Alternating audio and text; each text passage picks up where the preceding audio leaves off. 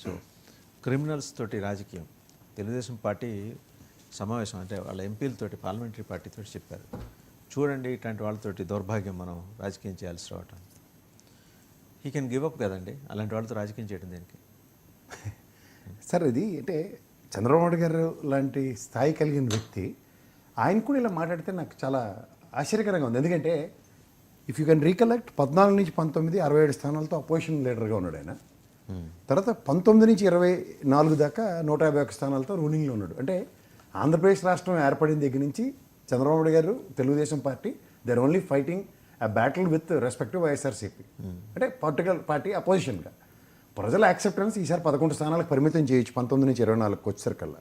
But where their presence in the contest of ప్రజా సమస్యలు అన్న దగ్గర ప్రతి దగ్గర వాళ్ళు ఏలైతే చూపించిన తర్వాత వీళ్ళు భుజాలు అడుగుకోవడం స్టార్ట్ అవుతుంది. మీరు గమనించుకోండి. వాళ్ళంటే బంగారుపాలెం ప్యాకేజ్ అనౌన్స్ చేశారు కదా, చూశారు కదా ఎప్పుడు ఆయన వెళ్ళి వచ్చిన తర్వాత ఆయన వెళ్తానన్న దగ్గర నుంచి కొంచెం డిఫరెంట్ వైబ్రేషన్స్.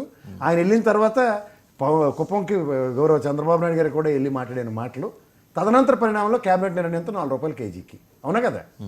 ఇక్కడ బంగారపాలెం అన్నది చూసినా, పొగిలి రైతులు చూసినా, అండ్ మిర్చి యార్డ్ రైతులు చూసినా, కరెంటు ట్రూ అప్ ఛార్జీల మీద, ప్రజా సమస్యల మీద ఒక అపోజిషన్గా మీరు స్టేటస్ ఇవ్వకపోవచ్చు, బట్ అపోజిషన్ పార్టీ ఏం చేయాలో ఆ పని అయితే ఆయన చేస్తున్నాడు.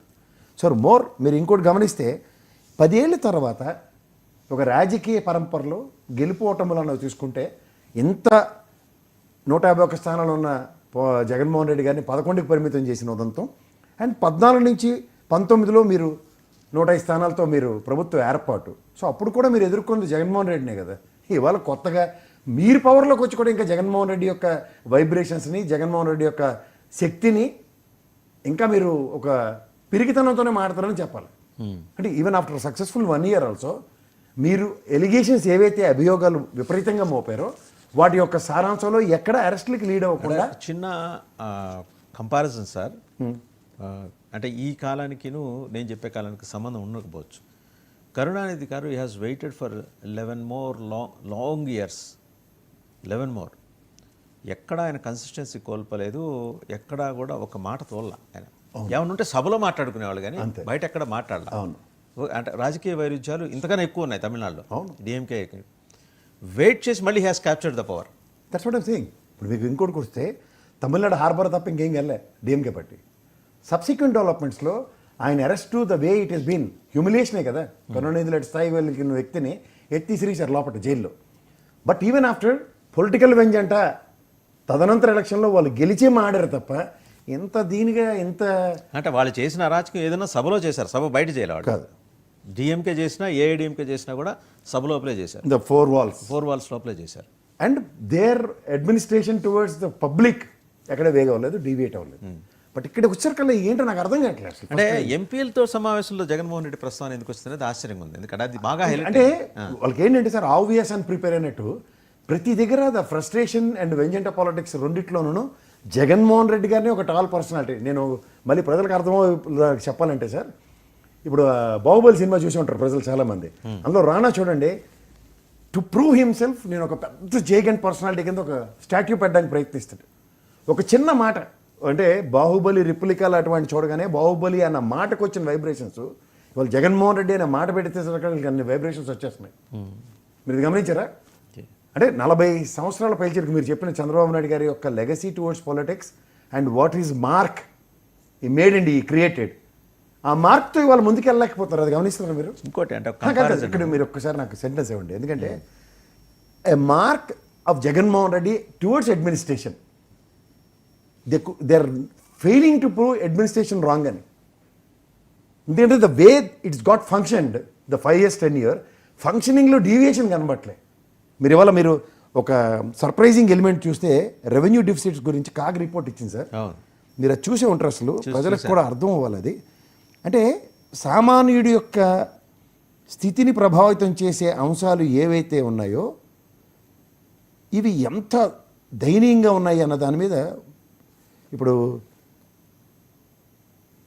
చెప్పాలంటే సార్, ఇప్పుడు చూడండి, సర్కారు ఏర్పాటు తిరోగమనం రాష్ట్ర సంపద అన్న దగ్గర అమ్మకం పన్ను, పన్నేతర ఆదాయం తగ్గుతోంది తప్ప పెరగడం లేదు. 23-24 తొలి త్రైమాసికంలో 9,873 కోట్లు తగ్గుదల. తర్వాత కూటమి ప్రభుత్వం ఉండి this is serious observation by the CAG. కేంద్రంలో భాగస్వామిగా ఉన్న 90.65% గ్రాంట్లు తగ్గిపోయి గ్రాంట్లే రావట్లే. అండ్ ఇంకోటి 23-24 తొలి త్రైమాసికంతో పోలిస్తే 14,234 కోట్ల కేంద్ర గ్రాంట్లు. దర్ ఎక్స్పెక్టేషన్ ఎంత తెలుసా సార్? 90,000 చిల్లర.